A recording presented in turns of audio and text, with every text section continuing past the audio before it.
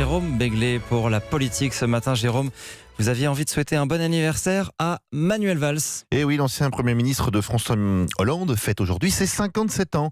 L'occasion de revenir sur son parcours assez singulier. Il adhère en 1980, il a 17 ans au mouvement des jeunes socialistes et il se range tout de suite derrière la bannière de Michel Rocard. Il opte donc d'emblée pour la social-démocratie, c'est-à-dire un socialisme réformiste qui se satisfait du libéralisme et de l'économie de marché, mais veut l'encadrer et en corriger les excès.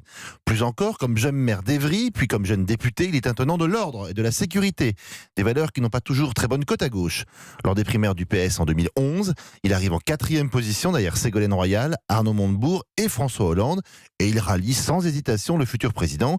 Il rêve alors de devenir un Tony Blair, c'est-à-dire un leader politique capable de faire à la gauche son aggiornamento, de la rendre moderne, consciente des problèmes de la société et réaliste sur des questions comme celle de l'immigration ou de la sécurité des biens et des personnes. Un positionnement qui n'a pas été du goût de tout le monde au Parti socialiste. Eh bien, au début du quinquennat de François Hollande, Manuel Valls se taille une solide réputation comme ministre de l'Intérieur, au point de devenir un poids lourd du gouvernement.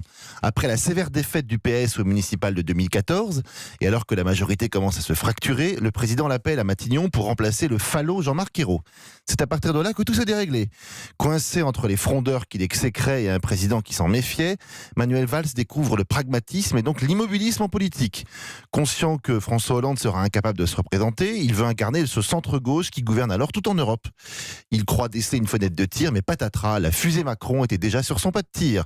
Le PS, comme un malheur, n'arrive jamais seul, le PS lui met des bâtons dans les roues, au point que la primaire sacre un tenant de l'aile gauche du mouvement, Benoît Hamon. Minoritaire chez ses amis, doublé dans la course à l'Élysée par son ancien ministre de l'économie, critiqué à demi-mot par Hollande et ouvertement par les frondeurs, Manuel Valls s'est retrouvé dans une impasse politique, impasse dont il a tenté de s'échapper en plantant ses choux ailleurs. Oui, parce que depuis, il s'est lancé dans la course à la mairie de Barcelone. Là non plus, ça n'a pas marché. Et c'est là qu'est devenu le plus étrange. À 55 ans, Valls aurait pu se contenter de demeurer un ancien Premier ministre à vie et député pour encore 20 ans. Eh bien non, il a eu le courage, il faut quand même le dire, le courage d'abandonner les chaussons d'une vie politique confortable et aux frais du contribuable pour tenter une aventure risquée en Catalogne. On aurait pu au moins saluer cette prise de risque. Eh bien pas du tout, ses amis politiques et une trop grande partie des Français ont moqué cette désertion. Les mêmes qui reprochent aux ex-ministres de profiter du système, de ne servir à rien et de coûter cher, les fustigent quand ils tentent de refaire leur vie ailleurs. Ainsi vont la France et les Français, toujours prêts à rouspéter, souvent prompts à critiquer tout et son contraire. Quelles que soient nos opinions politiques, avouons quand même que le coup de poker de Manuel Valls, qui je le rappelle possède la double nationalité française et espagnole, mérite plutôt des encouragements que des sarcasmes. Ouais.